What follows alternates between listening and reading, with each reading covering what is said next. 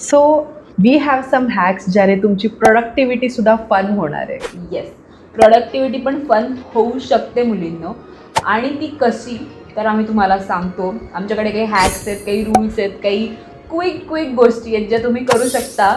For all the lazy girls out there, this Yes. Is your video. Yes, तर productivity हॅक्ससाठी पहिल्यांदा एक गोष्ट लक्षात घ्या की self discipline is the biggest form of self love. त्यामुळे आपल्याला सेल्फ डिसिप्लिन जो आहे तो इन्क्लूड करायचा आहे लाईफमध्ये. पण तो बोरिंग असायची अजिबातच काही गरज नाही आहे. त्याला आम्ही फन वेनी इनकॉपरेट करण्याचे हॅक्स जे शोधलेले आहेत ते आता तुम्हाला एक एक सांगू. सगळ्यात पहिला हॅक जो आहे, जो प्रोडक्टिव्हिटीसाठी तुम्हाला प्रचंड कामी येऊ शकतो, तो म्हणजे गुगल कीप ॲप वापरणं. नाव how to use it is की तुम्ही याद्या बनवायच्यात. आता लिस्टवरचा आमचा एक पूर्णतः डेडिकेटेड व्हिडिओ ऑलरेडी केलेला आहे. कारण लिस्ट ही एक अशी गोष्ट आहे की ज्याने तुमचं आयुष्य खरंच सुखकर होऊ शकतं आणि तोच त्या व्हिडिओचा टायटल आहे. तो आम्ही लिंक डाऊन करून देऊ की तुम्ही गुगल कीप ॲप यादी बनवण्यासाठी कसं वापरू शकता आणि प्रोडक्टिव्हिटी फन कशी ठेवू शकता हे तुम्हाला त्याच्यामध्ये पूर्णतः डिकोड होईल.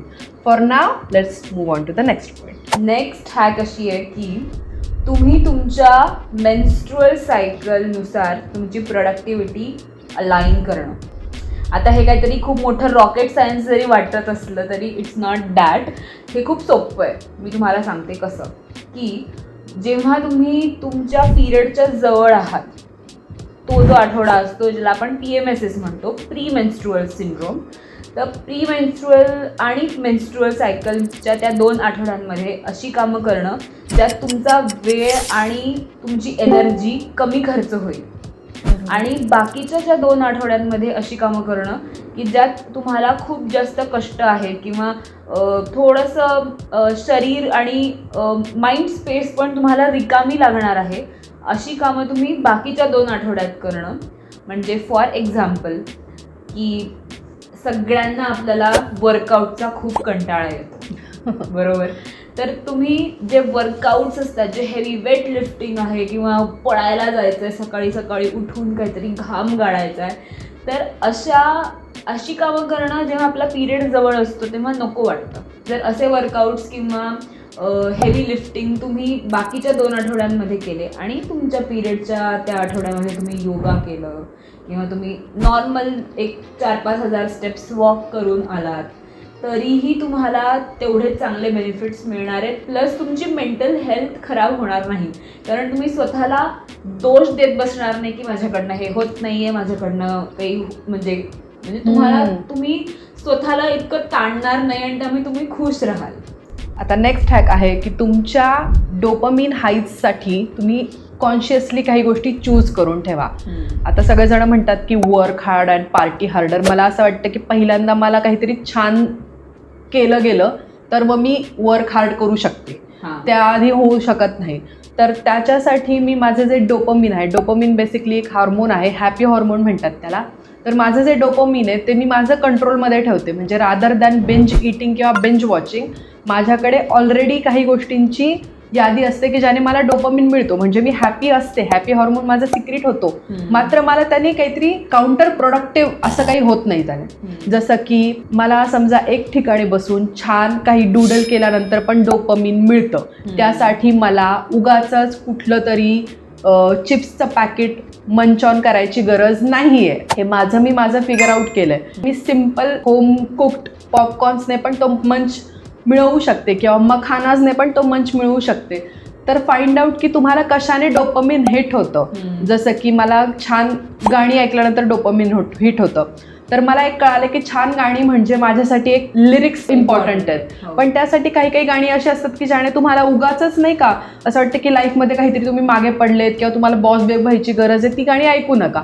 मे बी तो जो टेम्पो आहे किंवा ती जी लिरिक्स आहेत ती तुम्हाला कदाचित दुसऱ्या कुठल्या गाण्यांमध्ये मिळत असेल आणि ते तुमच्या लाईफशी अलाइन नेचरमध्ये असेल.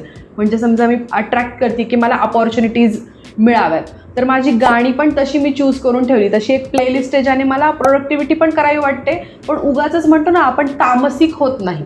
कळालं का? काही काही मटेरियलिस्टिक गाणी आहेत नाही का, वर्कआउटची काही गाणी आहेत ना फारच मटेरियलिस्टिक किंवा फारच काहीतरी हो, फारच विचित्र टेम्पो आहे त्यांचा. You need not to do आणि दॅट. त्यांनी माइंडसेट पण बिघडतो म्हणजे वर्कआउटचं पूर्ण वेच बिघडतो. तर मला असं वाटतं की त्यापेक्षा मला असं वाटतं the biggest motivation behind any workout could be the Hanuman Chalisa. मला असं वाटतं ते ऐकल्यानंतर जो वर्कआउट होऊ शकतो माणसाचा तो कशाने होत नाही. तर काही डोपामिनचे रिप्लेसमेंट्स तुम्ही शोधून ठेवा आणि एक यादी ठेवा की डोपामिन डिटॉक्सची पण असली पाहिजे यादी, की आठवड्यातनं एक दिवशी मी फोन नाही वापरणार किंवा महिन्यातनं एक तरी मी म्हणजे पुस्तक वाचीन रादर दॅन मी दर महिन्याला 4 सिरीज बघतीये. असं जर तुम्ही केलं तर तुमचं डोपामिन चांगल्या पद्धतीने सिक्रेट होऊ शकतं आणि तुम्ही वेल मॅनर्डने आणि चांगल्या पद्धतीने डिसिप्लिन होऊ शकाल. बरोबर. शेवटचा आमचा एक छानपैकी एक रूल आहे प्रोडक्टिव्हिटीचा, तो म्हणजे 3 item rule.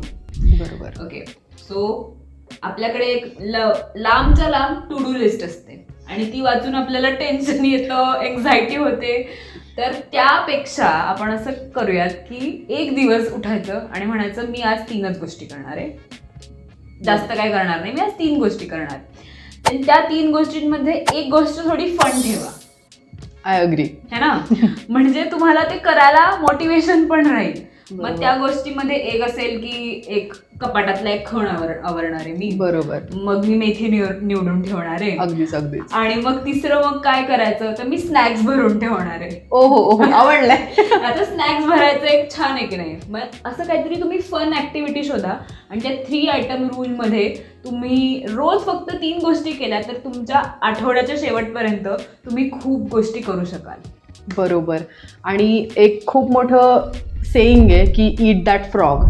In the sense काय, एक खूप मोठे प्रोडक्टिव्हिटी गुरु आहेत, त्यांचं तसं पुस्तक पण आहे की तुम्ही ईट दॅट फ्रॉग नावाचंच पुस्तक आहे की तुम्ही जी सगळ्यात अवघड गोष्ट आहे, की जी सगळ्यात जास्त तुम्हाला नकोशी वाटते गोष्ट, पहिल्यांदा ती प्रायोरिटाईज करा. कारण की सकाळी त्यातले त्यात इन द फ्रेश मूड तुम्ही जे काम तुम्हाला नकोस आहे ते एकदाचं बाजूला केलं की ते दिवसभर तो विचार घोळत नाही. तर प्रोडक्टिव्हिटीसाठी हे खूप सुंदर हॅक आहे की तुम्हाला जे अजिबात नाही करावं वाटत आहे ना त्या कामासाठी पहिल्यांदा बसा, ते कम्प्लीट करा. म्हणजे बाकीचं असं वाटेल की I have address the elephant in the room. Correct. तर आता शेपूटच जायचं.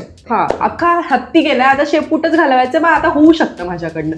तर तुम्ही स्वतःला व्हॅलिडेट पण करून जाल आणि तुम्हाला जेव्हा असं कळेल की हो माझ्याच्याने होतं गडे सगळं जमतं मला, असं व्हॅलिडेशन तुम्ही स्वतःला जेव्हा मिळून द्याल ना तेव्हा तुम्ही डिसिप्लिन व्हाल आणि तुमचं लाईफ ॲक्च्युली सॉर्टेड राहील. लोकांना असं वाटेल ओ माय गॉड ती इतकी फन आहे आणि तरी पण डिसिप्लिन काय करते ती SNGचं चॅनल फॉलो करते.